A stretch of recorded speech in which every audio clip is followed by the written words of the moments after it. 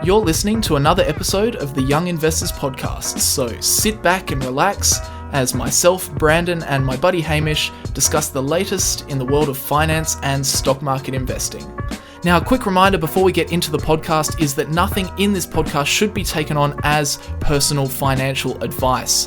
If you're ever unsure about your finances or investing and you need some help, make sure you reach out to a qualified financial advisor. But with all that said, let's get into another episode of the Young Investors Podcast.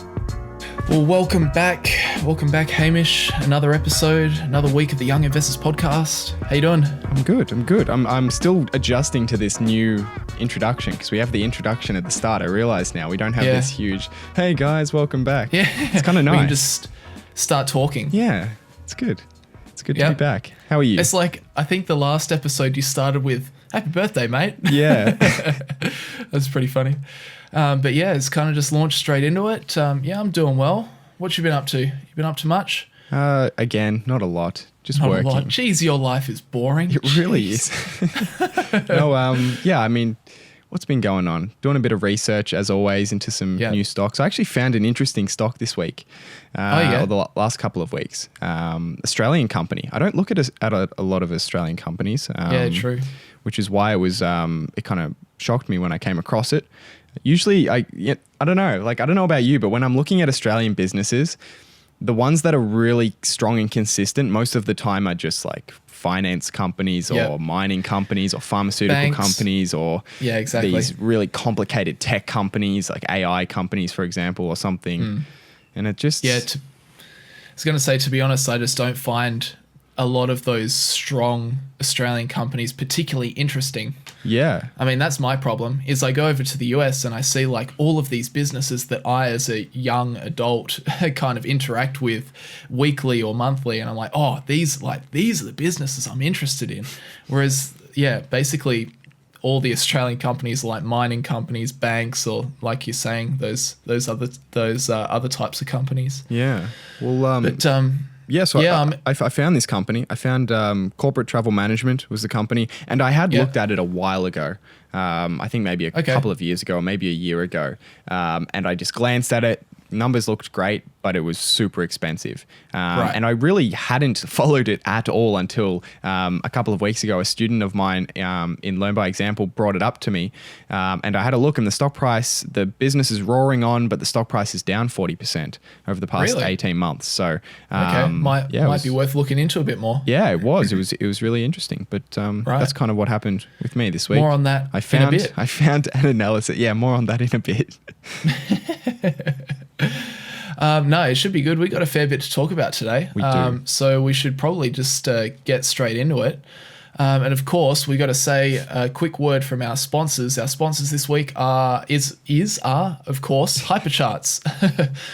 So as you guys know, HyperCharts is a website that both myself and Hamish use that takes numbers out of a company's financial statements and just puts them into graphs. And that sounds simple, but it actually makes understanding a company much, much easier because you can just see quarters or years of growth or not so much growth. But the interesting thing that they're doing at the moment is that they're starting up HyperCharts private financials, where you can essentially get the same charts as what you see for a publicly traded company over on HyperCharts, but you can use that for your own company. So that's a pretty interesting feature. And of course, they've got their premium mode. And usually you can get a 2-week free trial of premium. But if you use the promo code YIP for Young Investors Podcast, you'll be able to get 4 weeks or 1 month for free. So definitely encourage you guys to check that out. HyperCharts, I use it. I personally use it all the time. So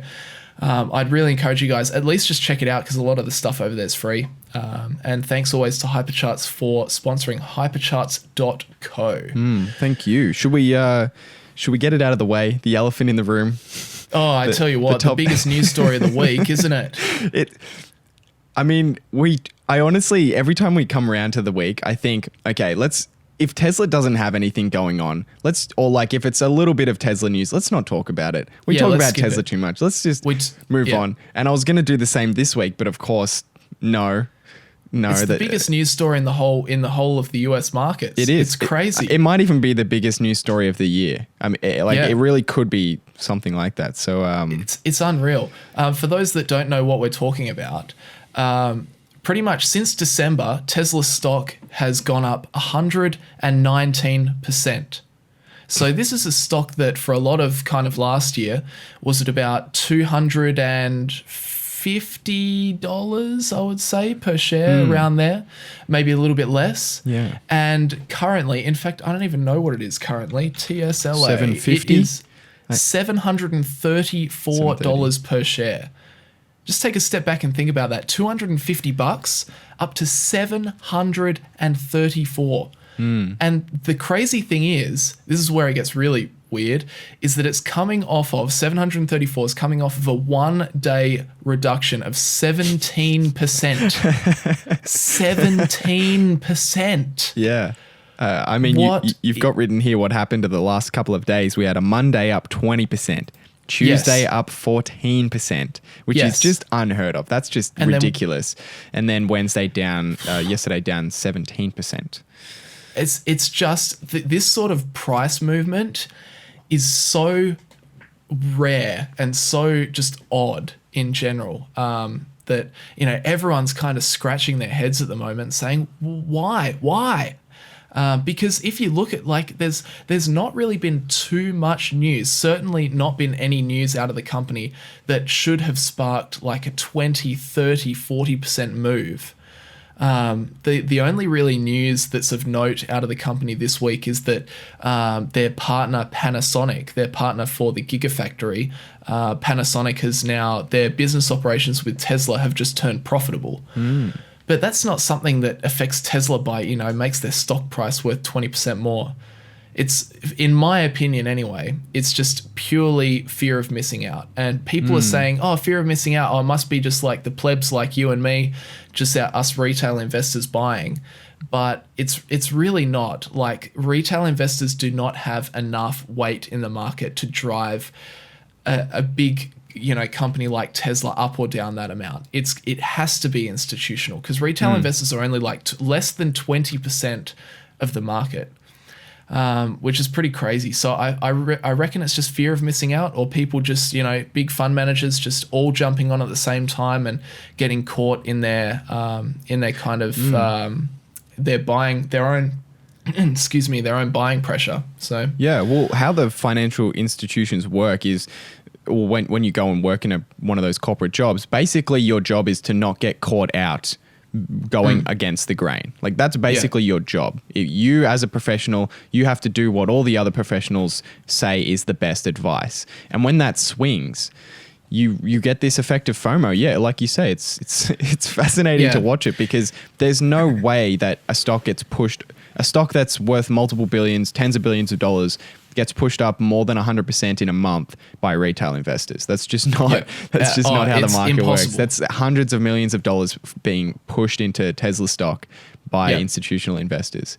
And I've heard a lot about how this could be a result of a short squeeze, as you know, people who are shorting the stock, betting it was going down, are covering their positions, they're getting out, and as a result, they're having to buy back stock. Yeah, the short position was at about 25% of the company's total outstanding shares. Right. So it was a lot. Yeah. It was the most shorted stock in the market, I think, for a while. Yeah, yeah. And I thought that maybe it was going to be a short squeeze, but actually looking at the short data, the short position has only reduced by about half. Right, okay. Interesting. Yeah. So not really, you know, you would imagine that it would be reduced by much, much, much more if it was like a true short squeeze. Yeah, I mean, it's clear that there's a significant amount of speculation in play at the moment. I made a bit of a cheeky Instagram story yesterday, sort of comparing Tesla's chart to Bitcoin before it popped, which is a little bit of a redundant thing to post. I mean, I know that it's possible for a business to go up that much if their value has increased. So in theory, you can't really just compare Bitcoin's chart to Tesla's chart and be like, oh, it's going to pop. Like, that's obvious. I knew that was kind of the case. It was kind of a bit of a cheeky dig, but it's fascinating to see that happen because it has similar characteristics of, say, the fear of missing out, driving the share price up very quickly, very suddenly. Yeah. Unsustainably so. Yeah. I mean, the articles that came out yesterday were hilarious. I mean, I was just scrolling through. You just search Tesla and then you go on the Google News app and it's just like analyst raises price target to 8,000. Analyst raises price. It was just ridiculous. It's like, it was the same thing as Bitcoin. It was like when it hit 1,000, it was like, wow, this could go to 4,000. And then it was like, this could go to 100,000. This could go to 1 million. Like, could you remember people were like, this will go to 1 million. And it was just, it's exactly like that. People want to be right. And they know that if they write an article saying Tesla's going to 10,000 and they're wrong, no one's going to dig that article up and come chase them down. But if they're right, they look awesome. So isn't it funny? It just shows you how like all these analysts, like the stock's around about 250 and then the analysts will have price targets kind of between 200 and 300, and now the stock's at 800 or whatever, and all of a sudden their price targets are 1,000. It's like, oh, really? Can you just explain, just take me through the steps as to why you've adjusted your price target from 200 now to 1,000 in the space of 3 months? Yeah, when nothing has happened. Nothing has happened except the stock price has moved. It's insane. Yeah. There's I can't remember what her name is. I think her name's Kathy from ARK Invest, and they have a big position in Tesla. And they've been historically very bullish on Tesla. But they did the exact same thing. I think their price target was like 2,000 a share, which was already insane. And then as the stock price went up, she was coming on more CNBC shows and that sort of thing. And then the price target went to like 8,000 or something, or like 5,000. And it's just like, where did that come from? Like, just stick with your 2. Like, 2's still good. Yeah. You don't have to, I don't know. You don't have to have an outrageous price target all the time. Like, if the stock gets there, just pat yourself on the back. Like, don't. For them, maybe it's a bit of a game of people trust what they say, and they're heavy investors. So maybe they put an outlandish number out there so that potentially influences the stock price. I don't know. That's exactly what it is, and it's really kind of sad because it just plays on speculators. It's like, well, we're going to 10,000 now. Yeah, we're going to 50K. Like, ARK invests at 10,000. Doesn't matter that they're big Tesla shareholders. Yeah, their interests are definitely aligned with yours. Yeah, exactly right. Oh gosh, but yeah, a pretty crazy week for Tesla, that's for sure. Let's see. Do you think I'm taking bets right now? Do you think Tesla will have a notable enough news story to keep it in the podcast for next week? I think it will. You reckon it will? I mean, I reckon it probably will as well. I think it's going to come off. I think it's going to have a bad week. I don't know how bad, but I wouldn't be surprised. I think it's due very well lined up for a bad week. But I mean, obviously just speculating. But what do you think? I think that it'll probably have a pretty bad week. Well, I mean, I'm predicting that a little bit because I cleared half of my position off the table yesterday. True. So. Which now I'm looking at that negative 17%. I'm like, phew. Yeah. I mean, that's not skill. That's just luck. Brandon, that is complete skill. Can you teach me how to time the market so well? Did you know, guys? I actually know a very secret method where I can, with 100% accuracy, time any stock. Yeah. And that is why I live in a 2-bedroom unit on the outskirts of Canberra. That's it. All right. What have we got next? What should we talk about? We could talk about, I guess this is a bit of a non-story, but the RBA left their rates at 0.75 yesterday. So still a record low in Australia for interest rates, but didn't go down any further, which is kind of good. All right. What's our next news story? That's really all we've got for that, isn't it? Yeah, that's what basically we've got. It's like breaking news. RBA has left the interest rate at 0.75%. And that's it. And that's all. Except CNBC will turn that into not CNBC, but an Australian show will turn that into a 45-minute segment. So the chart's actually pointing upward today. So what does that mean, Steve? Well, listen here, James. The RBA is a very interesting... far out. It's so bad. They turn anything into an hour broadcast. Oh yeah. Oh yeah. Oh gosh. Anyway, hey, let's move on. Do you want to talk about earnings? Cool earnings coming out this week. Yeah. Do you want to take us through Google? Because in all honesty, I don't know too much about Google. Well, you should, because they provide us our income. Yeah, they do supply us our income. Google is basically our boss. Basically our employer. No, but so Google reported their full year earnings. Revenue was up 18% to $161.9 billion. Wow, that's a lot of money. They're still pushing big double-digit growth. Yeah, it's crazy. For a company their size, it's just phenomenal. Yeah, we're certainly in a new age where these kind of companies can just generate hundreds of billions of dollars. And it's a new age. It's just been not seen before that was possible. That kind of growth was possible in a year for a company generating more than 150 billion in revenue. Yeah. And the market conditions as well. It's just everything's kind of falling in the right place. That's true. Yeah. While it's really frothy, really businesses are doing really well. They're spending a lot of money on marketing and advertising. What a word. Frothy. Frothy. I like it. Yeah, that's pretty Aussie. Probably going to get a few complaints for that one. Hamish is frothing over Google stock right now. We just lost half our viewership from that. Yeah, they're all switched off now. As I understand, correct me if I'm wrong, but like the vast majority of, it's kind of like a Facebook story where the vast majority of revenue comes from advertising. Is that right? Yeah, it is. I want to say I didn't even know actually off the top of my head, but it'd be 95% plus. Oh, right. And it's a massive chunk. Yeah, it is. I believe just Google search was $100 billion out of the 160. And then YouTube ads came in at about $15 billion, which was up from 11 last year. So close to a 50% increase in YouTube ads, which is... That's interesting because we have seen also just from my own experience, we've seen that new system come in where now they're showing 2 ads at the start of the video instead of 1. Remember how they used to just show the 1? Yeah. The 1 skippable, and now you skip 1 and then you got to skip the next. Yeah. It's I mean, it's basically unavoidable. You basically end up watching 10 seconds of ads no matter what before the video starts now. Yeah. I mean, you can certainly see where they're going with that. They're going, it's going to be traditional TV, 5 ads in between, like between different shows, probably not during a particular video, but at the end of a video. During is up to us anyway. So, well, at the moment it is anyway. Yeah, that's true.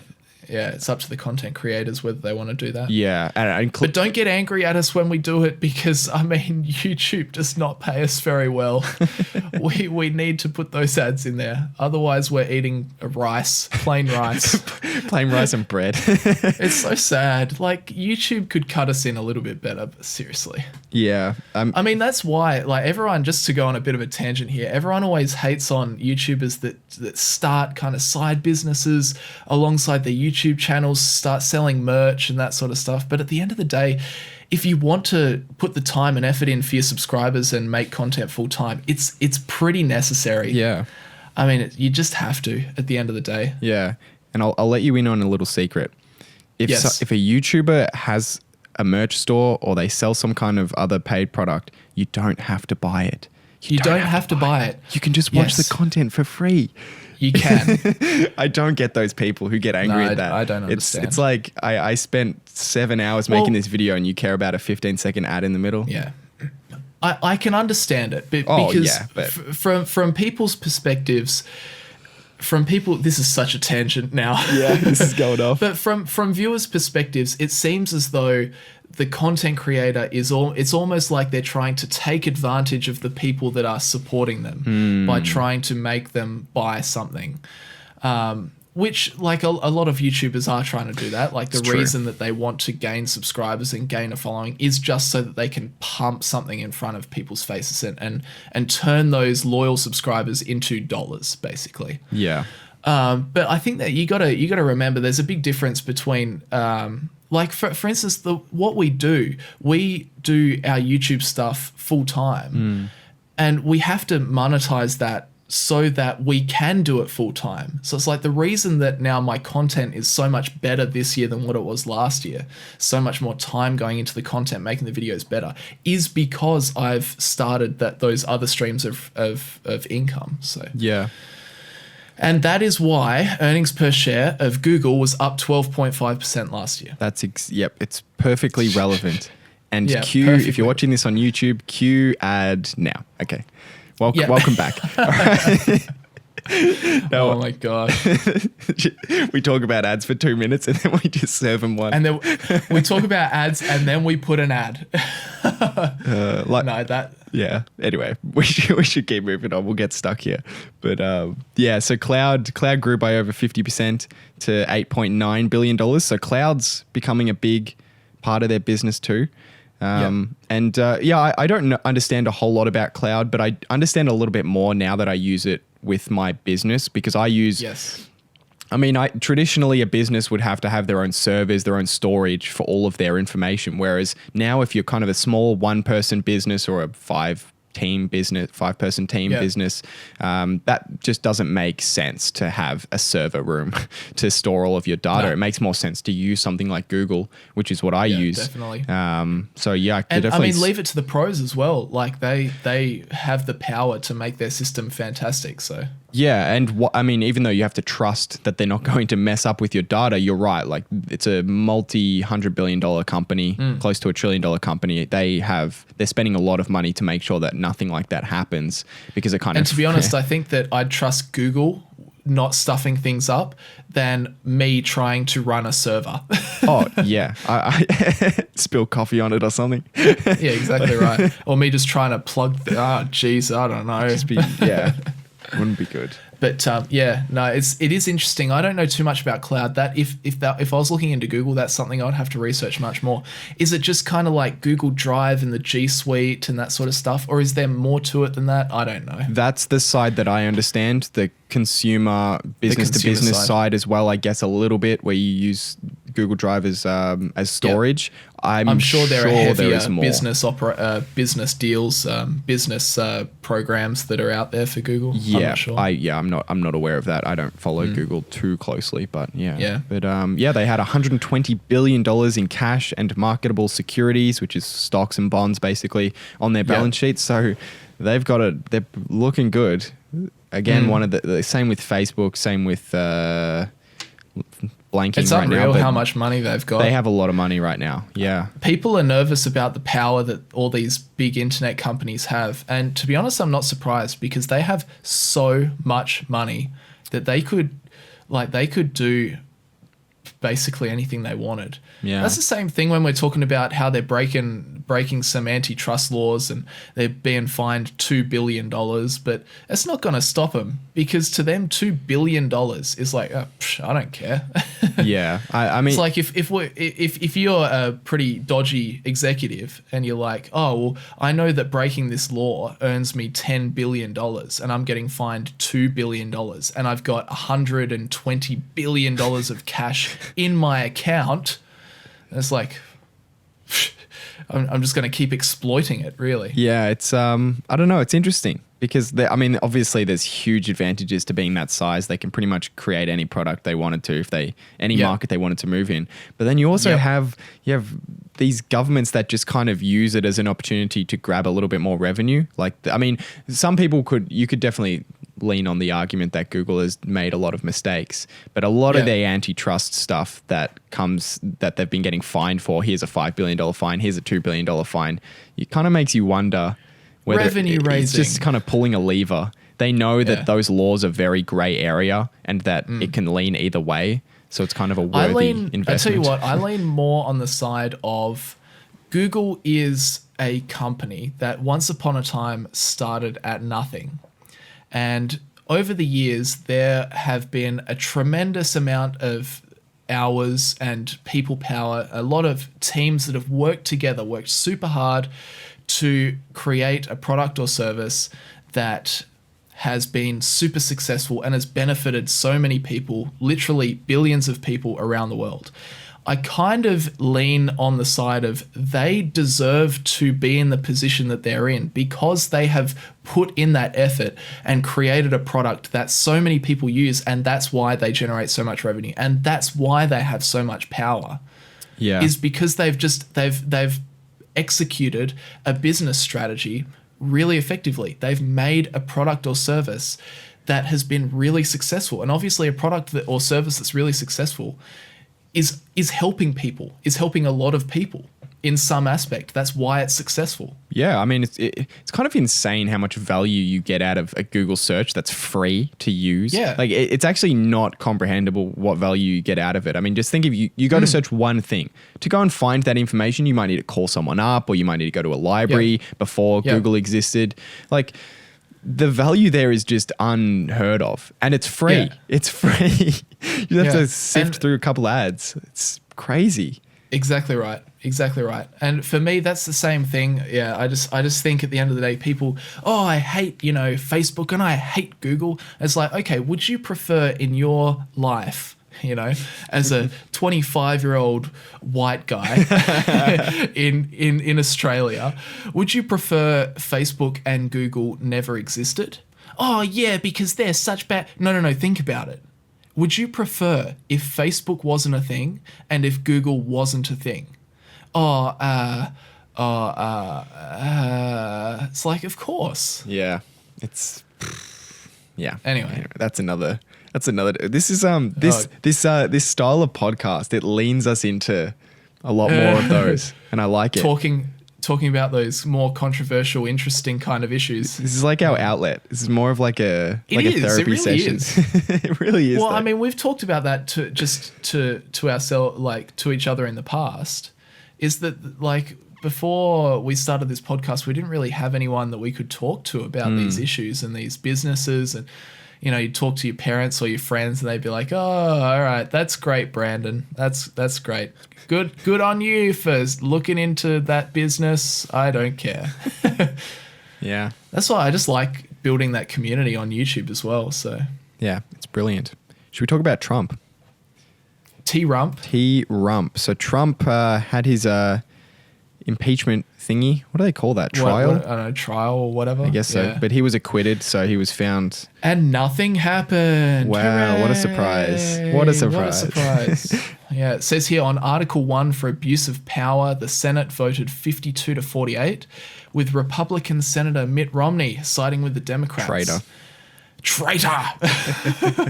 And then on Article 2 for obstruction of Congress, the Senate split along party lines at 53 to 47. I think they needed 60 something, I can't remember, right. 60 something votes for it for him to be removed. I think it's 2/3, so 66 that would be, I think, or 67. 66 or 67, yeah. But it was never going to happen. How do you like that? Faith in humanity not restored. All right. US can get back in action. No, it's just, it was such a circus. No one. Oh, it was. It's like, I mean, maybe he did some things wrong. He probably did. But he definitely did. Okay, I think it is. It's pretty consensus now that that he did what he did. It was just a matter of whether that he was deserving to be thrown out, right? Yeah, I think even his lawyers were kind of like, yeah, okay, he did something wrong, but does that mean he should be removed from office? It's like, I think the general consensus is, yeah, he probably did something wrong. But anyway. Yeah. And then there's like, even if he did and even if he should, will he? If you play it out. And I think that was undoubtedly never going to happen. So it's kind of more of a circus show before the election. Yeah, look at this. Definitely. Are you really going to re-elect an impeached president? Yeah. Kind of thing. I feel like that could be an angle that the Democrats lean into, I guess. Well, I can't imagine any other reason why they would have done this, because there was no chance that they were going to get 2/3 majority in a Republican-dominated Senate. That's true. Unless you're delusional, I think there was no chance that would ever happen. Unless he did something egregious and there was damning proof, like something that was just insane to the point where Republicans were like, we have to get this guy out. Donald Trump murders 15 children. Like seriously though. Like I feel like that's what it would have taken for this to flip in the way that it didn't. But I don't know. That's pretty much all I have to say on this for now. I'm sure we'll have plenty of US election stuff to talk about throughout the year as the sort of smear campaigns start to come out. Here we go. And we can see Trump in action. One rule that I doubt will ever exist, but I wish it existed, is that you are not, in any political advertising, you are not allowed to talk about the other party. Interesting. You're only allowed to talk about your own party. Imagine that. Imagine how differently, imagine that was a rule and how differently advertising campaigns around elections would work. When you're forced to only talk about what you can bring to the table, not why you shouldn't vote for the other side. To be honest, I think that it would certainly make my media consumption experience much nicer, that's for sure. Yeah, it's interesting because I mean, and the other thing is that this is something you can't really regulate is just like lies in political advertising, which are kind of, you can never really figure out if it's an actual lie or if it's a little bit of a sneaky, misleading, half-truth kind of thing. But I feel like a lot of those would be on the negative side, meaning someone's running a campaign and saying he did this other party did that. So it would be interesting to see if it cleaned up a little bit, if it was just you could only talk about your own party.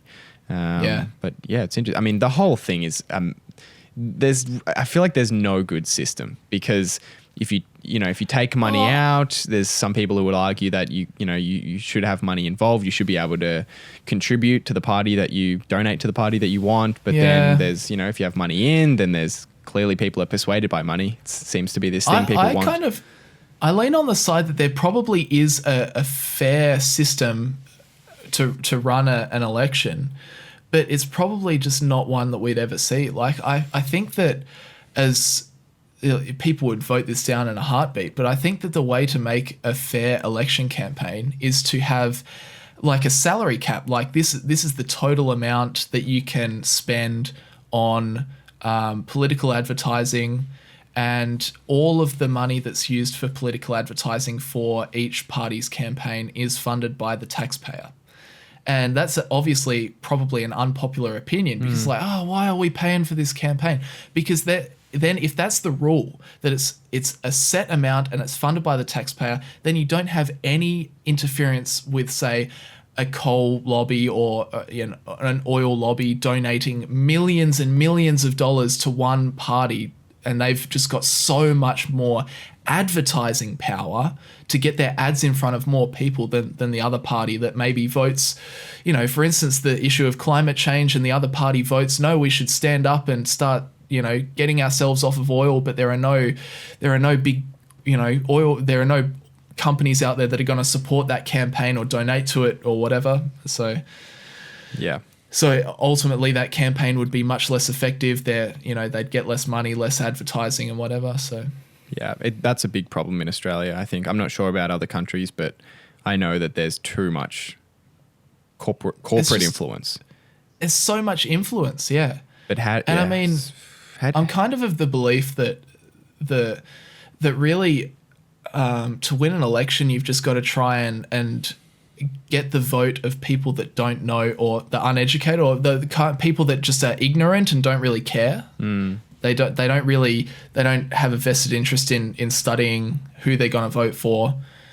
So I mean, really, it kind of just comes down to how many people can you swing to vote for you that don't pay attention just through your advertising campaign. I don't know. Yeah, that's true. Yeah, we'll have to see how it plays out, and it'll certainly be interesting. Cool. What should we talk about? What do we got? You want to roll into Disney? Yeah, let's talk about Disney. It's probably one people have been sort of waiting for. So hit me with some stats. Hit you with some statistics.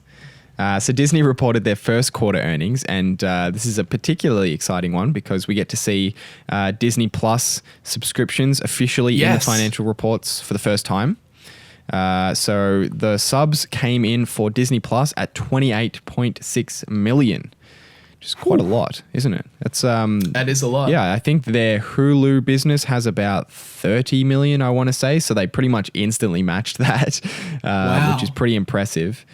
Seriously impressive, yeah. Yeah, revenue came in at 36%, which was, grew 36%, which came in at $20.9 billion for the quarter.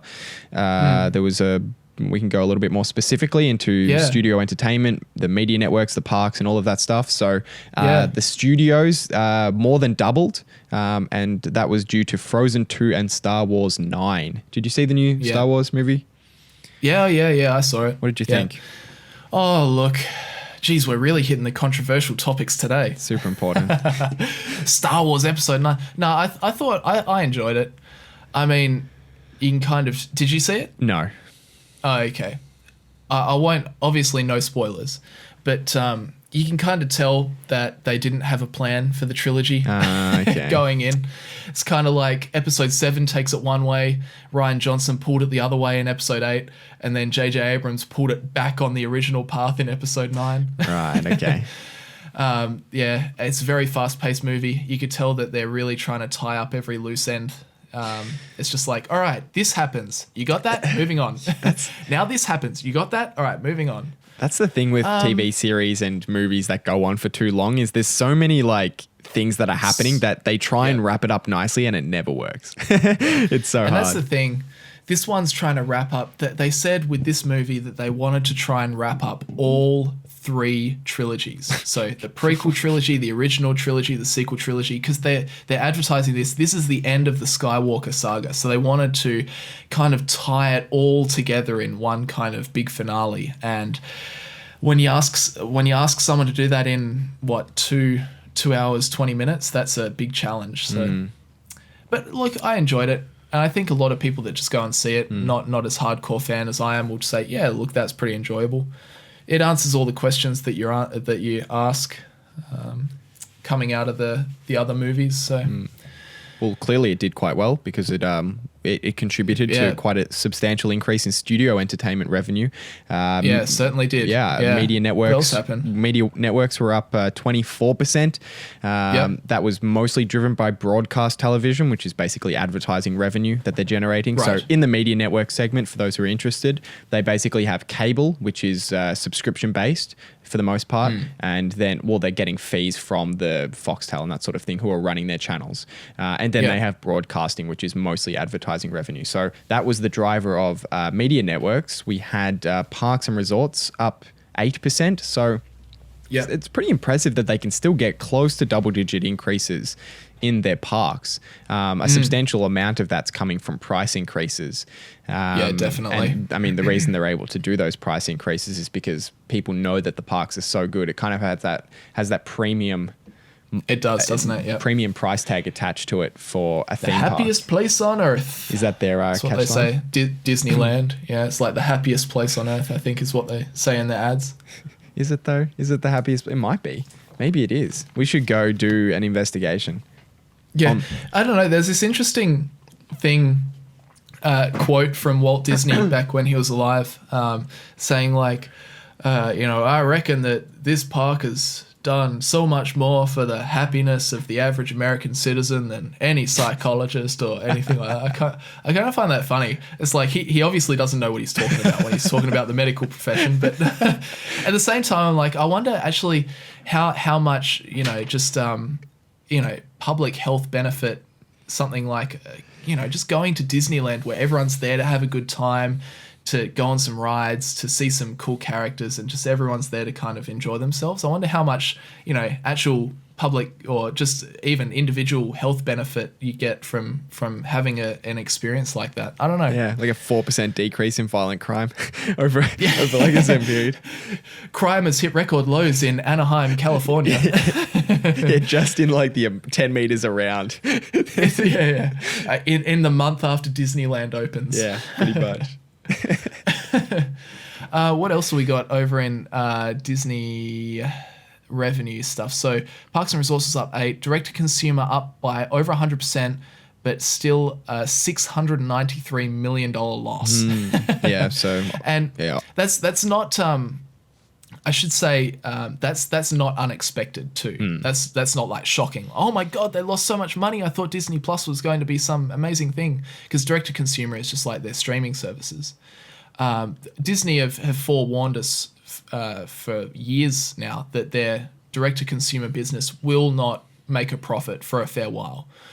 So they actually said in an investor presentation last year they don't expect direct to consumer to be profitable until 2024.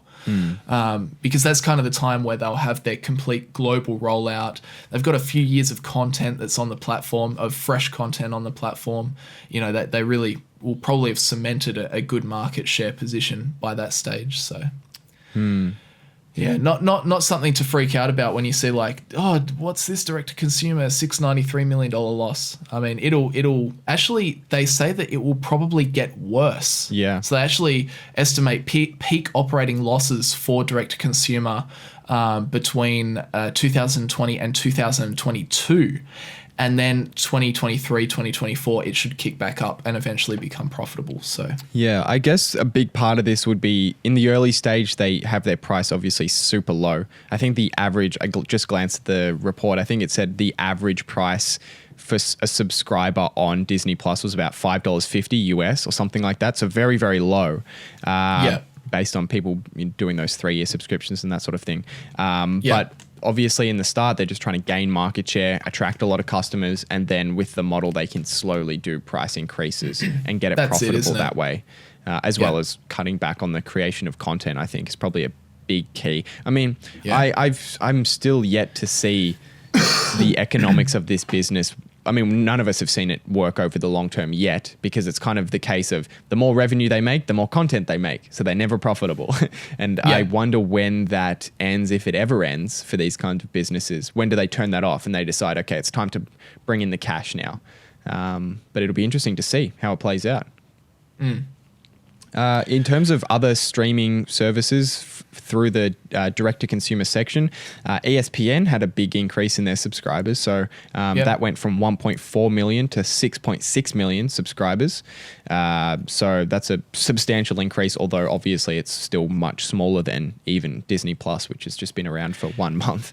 But impressive, isn't it? It is impressive. Like, as a percentage, really impressive. Yeah, I've just put down here that they were aiming for 8 to 12 million subscribers on that platform by 2024. Oh wow! So you think they'll probably easily get there if they're already there now? Yeah, they're already at 6.6 and 8 to 12 by 2024. They got a few years. They've got a while to get those last few million. Yeah, interesting. But, interesting kind of business, Disney.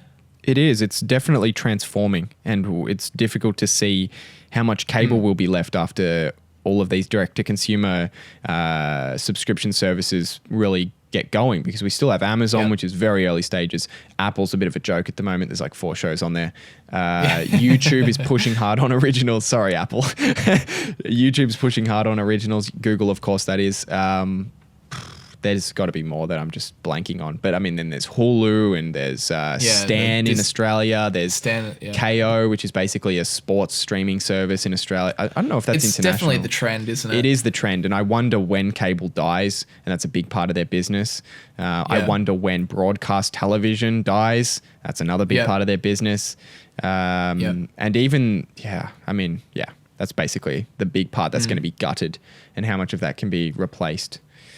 Direct to consumer. And that's the thing, like, I think a lot of people are still of the opinion, no, like cable TV, free to air TV will never die. There'll always be a place. No, it's definitely going to die. Go.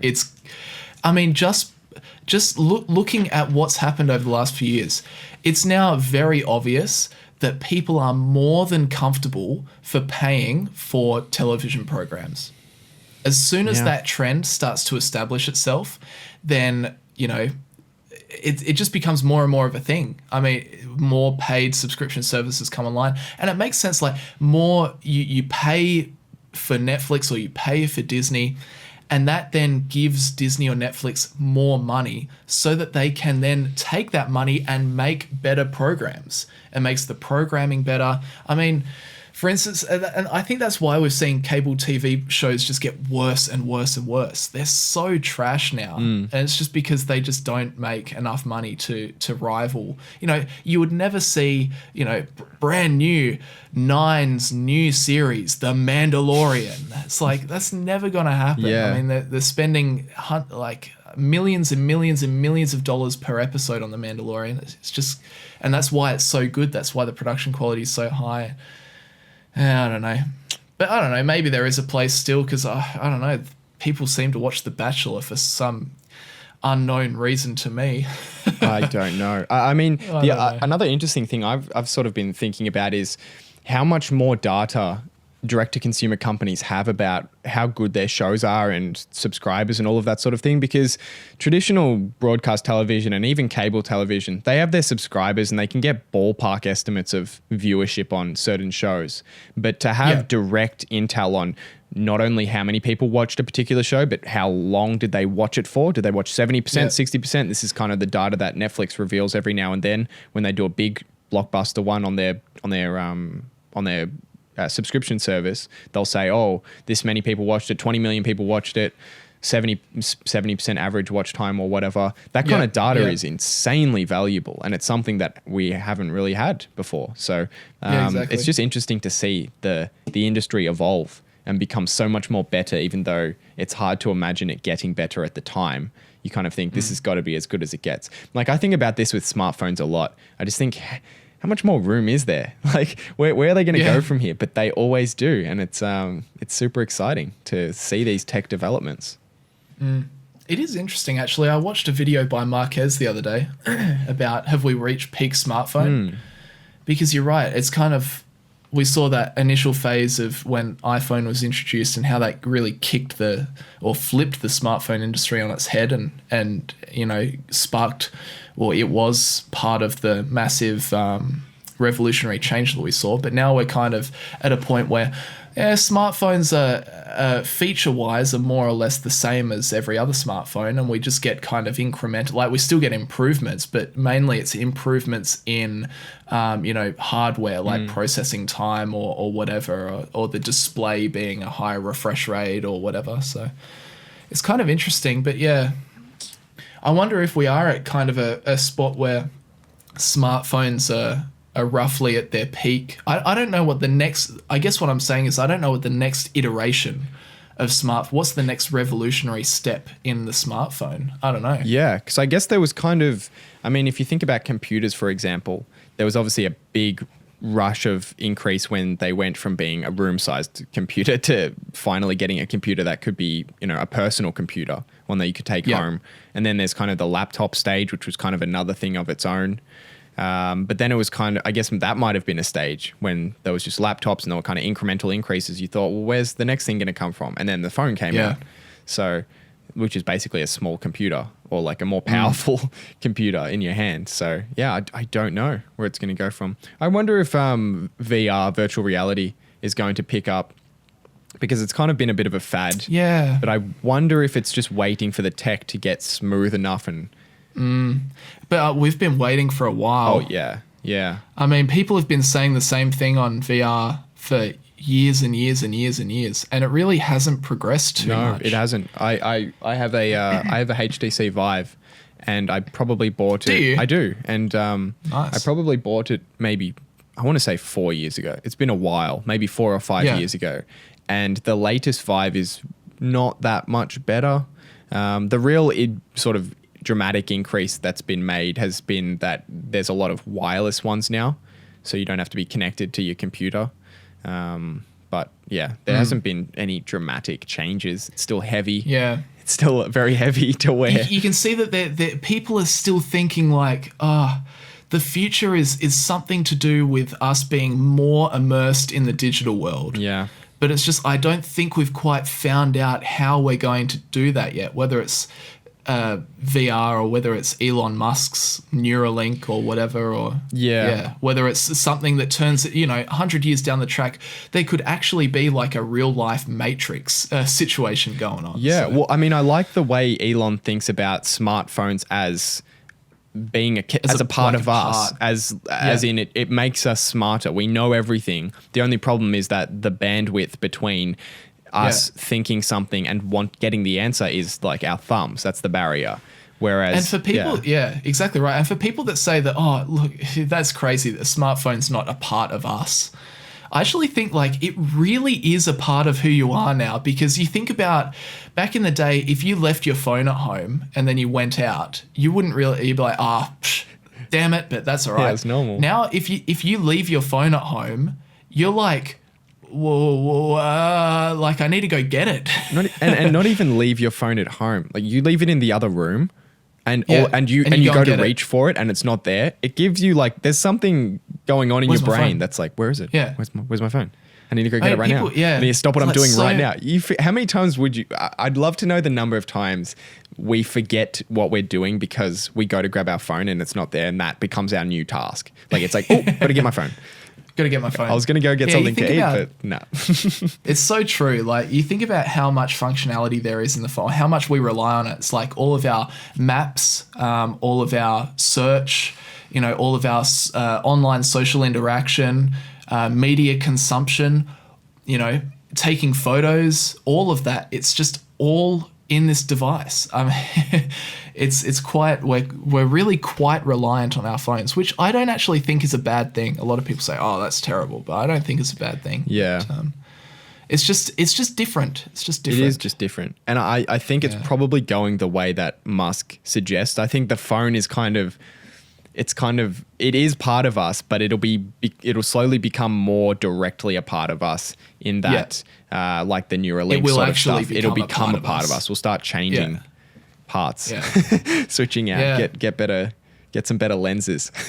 Yeah, that's it. I mean, like Elon's always saying that we already are a cyborg. It's just at the moment to interact with our cyborg parts, we have to use our thumbs.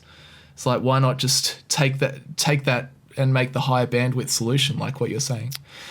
Do you want to do a couple of Q&A questions before we finish up? Yeah, let's do it. Let's find one. I got a funny one. Okay, go for it. Kind of run. We were talking about this off air. Hamish, this person asks, how long until you buy a Tesla? How long? Wait, did they actually say that? Wow. Yeah, I'd say these are not the questions that are in the Google Doc. Oh, right. Okay. I've got questions that come from Instagram. How long till I buy one? How long until you buy a Tesla? Realistically, well, tell me when does the new Roadster come out? Is that something that's queued for this year or next year? It's slated for this year, but it's not going to happen. It's not going to happen next year. Yeah, next year. Okay. Probably next year then. I think. Do you want to get the Roadster? I think I do, but oh my gosh, Hamish. Yeah. Wowee. But that's very ambitious. That's like like if I'm really doing well. But at the moment, I mean, I want to buy a new car in the next couple of years, but it won't be in the next 6 to 12 months, probably beyond that. We both love our sports cars. That's just it's a really bad thing to enjoy. Yeah, because it costs you a lot of money. No, but seriously, in all honesty, like we're talking a little bit funny here, because the Roadster costs like $300,000 or something. But if you do look at the specs for that Roadster, it's actually really good value for money. If you look at comparable vehicles with those sort of specifications, it's actually like if you got the comparable specs out of a Bugatti or a Lamborghini, you're paying millions and millions and millions for that performance. Whereas Tesla give it to you for $300,000, which yes, it's an absurd amount of money, but it's actually for that level of performance, it's actually the value play. Which is kind of funny. Very interesting. Yeah. And I mean, the whole thing about just like the lack of needing to service it every 6 or 12 months is that's a huge cost saving, electric, kind of doing your part for the environment. Yeah. I just released that video talking to Tom. I did a collaboration where we went in his Model 3, Tom from Ludicrous Feed. And he was saying that he's got a Model S and a Model 3. And he used to just take them in for a service just because he wanted to keep, servicing the car. And after a while, he was just like, hang on, wait, what am I doing? And the Tesla guy's like, yeah, please don't bring it in. You don't need to. He was saying that basically what they do in the service is they check your logs, they top up your wiper fluid, and they clean your car. It's crazy. That's it. It's insane. Yeah. Unreal. Oh, sorry. I just saw your message. Yeah. It distracted me. No, yeah. That's all right. I'm on. Do you want to do one more or just finish it up there? I'm on 6%, and we That's have right. to We'll stop. just do one more. Okay. All right. I've got one more. But yeah, pretty crazy. I'd like to own a Tesla one day. Hopefully in the next couple of years. But yeah, it depends on how businesses go, I guess. That's true. Here we go. Here's last question for the day. This is more for the podcast. Well, perfect question because we're on the podcast. Do you and Hamish ever do meet and greets? We haven't done one yet. We haven't yet, but it's definitely something. We were thinking about it. We were thinking about it because I know that a fair few people would like to meet up. The problem is now is the logistics of it. Because we're kind of at a point where if we did a meetup, we wouldn't just be able to say, hey, meet us at this, Subway in Melbourne somewhere. We'd probably have to structure an actual event. Yeah. To do some sort of meet and greet. But I think that would be really fun. Yeah, I do too. I want to do it. I just want to do it properly, kind of like know a ballpark of how many numbers so we can organize some food and stuff so that it can be actually nice, make it like a good experience. Exactly. Yeah. So certainly something we're probably going to do in the near future, I'd say. Do you want to do one this year? Should we make that a goal? We should try and do a meetup this year. 100%. Let's do it. Lock it in. Let's try and do it. Yeah. I think that'd be cool. I think so. We can actually. I've got something that I need to talk to you about off air. Actually, I've just remembered about this, which could turn into something. Oh, how's that for a little cliffhanger? Yeah. How's that for a cliffhanger? Stay tuned. Anyway, Hamish's his battery's about to die, so we got to wrap this up. Yeah, we've got to go. Sorry, guys. No, but thanks for listening, guys. This was a fun podcast. We talked about lots of different issues today. Yeah, we did. We covered some controversial issues too. I wonder how this podcast will do versus the other ones. But no, thanks for sitting down, having a chat, Hamish. Thanks for having me. Yeah, it's good to always chat to you every week. So we'll show up next week and do it all again. Thanks, guys, very much for submitting your questions as well. We'll try and get to a few more next week. So make sure that if you want to ask a question, just leave it in the YouTube comments we're now uploading this version of the podcast onto a new YouTube channel. It's the Young Investors Podcast YouTube channel. We're going to keep all of the podcasts over on that channel. So head over there, subscribe to that channel, send us in a comment or a question, and we'll try and get to it in one of the next few episodes. But thanks very much for listening, guys. We really do appreciate it. We always appreciate you tuning in for an hour, giving us an hour of your time each week. And that'll do us for today. We'll see you guys next time. See you guys.